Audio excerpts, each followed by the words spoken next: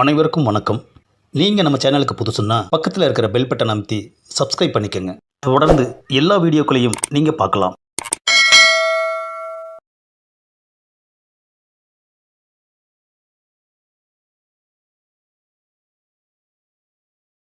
மேட்ரிமோனியில் பதிவு பண்ணி எத்தனை மாதமாச்சு?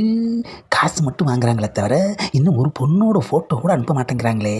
ம் ஆஹா, என்னது அழகான ஒரு பொண்ணோட ஃபோட்டோ வந்திருக்கு. ஆத்தி, இப்போ தான் புலம்பணும், அதுக்குள்ளே அனுப்பிச்சிட்டாங்களே. ஃபோனை பட்டு பேசுவோம். ஹலோ, யாருங்க பேசுகிறது? நான் கைப்பிள்ளை பேசுகிறேன். ஆமாம், உங்களுக்கு எவ்வளோ வயசாகுது? எனக்கு வயசெல்லாம் கல்யாண வயசு தான் ஆகுது. பேர் மட்டும்தான் கைப்பிள்ளை. உங்களை மட்டும் இல்லை, உங்கள் பேரையும் ரொம்ப பிடிச்சிருக்கு. பிடிச்சிருக்கா? அது போதும். அப்பாடா, இத்தனை வயசு வரைக்கும் கல்யாணம் ஆகலையே, நமக்கு பொண்ணு கிடைக்குமான்னு இருந்தேன். நம்ம பேரோட நம்மளை ஒருத்திக்கு பிடிச்சிருக்குப்பா. உங்கள் பேர் என்ன? என் பேர் சுந்தரி. ஆஹா, முந்திரி மாதிரி பேசுகிறாள் ஐயா. இது உன்னோட நம்பர் தானே? ஆமாம், என்னோட நம்பர் தான். எப்போ வேணாலும் நீங்கள் பேசலாம். ஓகேம்மா. என்ன அது, 6 மாதமாக ஃபோன்லேயே தான் பேசிக்கிட்டு இருக்கோம். ஆனால் ஃபோன்பேயில் பணத்தை அனுப்பிக்கிட்டே இருக்குமே ஐயா. நமக்கு பொண்டாட்டியாக போகிறவ தானே, அப்புறம் என்ன? ஆமாம், என்ன புலம்பிகிட்டு இருக்க? பாப்பா வா, எப்போ வந்த ஊர்லேருந்து? நேற்று தான் வந்தேன்.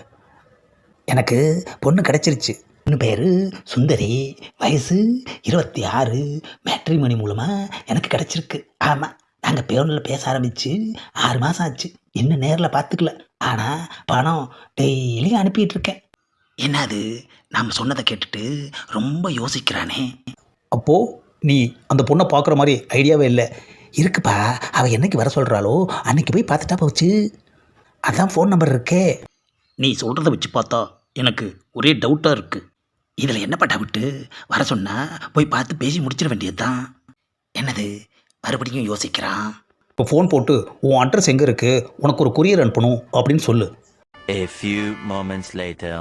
பேசிட்டேன், எனக்கு எதுவும் அனுப்பாதீங்க, எங்கள் வீட்டுக்கு தெரிஞ்சால் பெரிய பிரச்சனை ஆகிடும்னு சொல்லுதுப்பா. நேற்று கூட ஃபோன்பே மூலமாக 50,000 ரூபா பணம் அனுப்புனப்பா. என்னது, ஃபோன்பேவா? ஆமாப்பா, எனக்கு இப்போ ஃபோன்பே வந்து பொண்டாட்டி பேவே ஆயிடுச்சு. ஆளையே நேரில் பார்க்காம நீ பாட்டுக்கு பணத்தை அள்ளி விட்டுக்கிட்டு இருக்கியா? நம்பரை கொடு, நான் விசாரிச்சுட்டு சொல்கிறேன். ஏப்பா, ஏதாவது ஏடாவோடமாயி கிடைச்சதும் இல்லாமல் போயிட போகுதுப்பா. அதெல்லாம் ஒன்றும் கெடாது, நீ நம்பரை கொடு. Later. என்ன அது, நான் பேசிக்கிட்டு இருந்த சுந்தரி டுபாக்கூர் பார்ட்டியா? ஆமாம், அது சும்மா டுபாக்கூர் மேட்ரிமோனி ஒன்று வச்சுக்கிட்டு இந்த மாதிரி கல்யாணமாகாத ஆம்பளைங்க யாராவது ப்ரொஃபைல் போட்டால் அதை வச்சுட்டு நான் தான் பொண்ணு அப்படின்னு சொல்லிட்டு பயங்கரமாக எல்லாத்துக்கிட்டையுமே பணம் கறந்துருக்கு. அதில் தான் நானும் போய் சிக்கினேனா? உன்ன மாதிரி நிறைய பேர் ஏமாந்துருக்காங்க. முன்ன பின்ன தெரியாதவங்க ஃபோனில் பேசினா எதுக்கு நீ பணம்லாம் அனுப்பிக்கிட்டு இருக்க? என்ன ஏதுன்னு ஒன்று நேரில் பார்க்கணும், இல்லை விசாரிக்கணும். என்னோட தப்பு தான்பா, பொண்ணு கிடைக்கிறது கஷ்டமாக இருக்கே, விட்டுறக்கூடாதுன்னு சொன்னேன். அந்த வீக்னஸ் பாயிண்ட்டை தான் அவங்க யூஸ் பண்ணிக்கிட்டு உங்ககிட்ட இருந்து பணத்தை கறந்துருக்காங்க. பொண்டாட்டியாக போகிறவதானன்னு சொல்லி ஃபோன்பேயில் பணம் கத்தையா அனுப்புனேனே ஐயா. பொண்ணு கிடச்சிருச்சுன்னு சந்தோஷப்பட்டேனே ஐயா. ஆனால் இப்போது பணம் போனது தான் ஐயா மிச்சம்.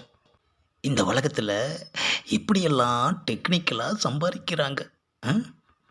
பொண்ணு ஆசையில் போனேன், ஆனால் இப்போது எல்லாமே மண்ணாகி போச்சு ஐயா. என்ன உருட்டிட்டா. நீங்களும் சரியாக விசாரிக்காமல் ஏமாந்துடாதீங்க.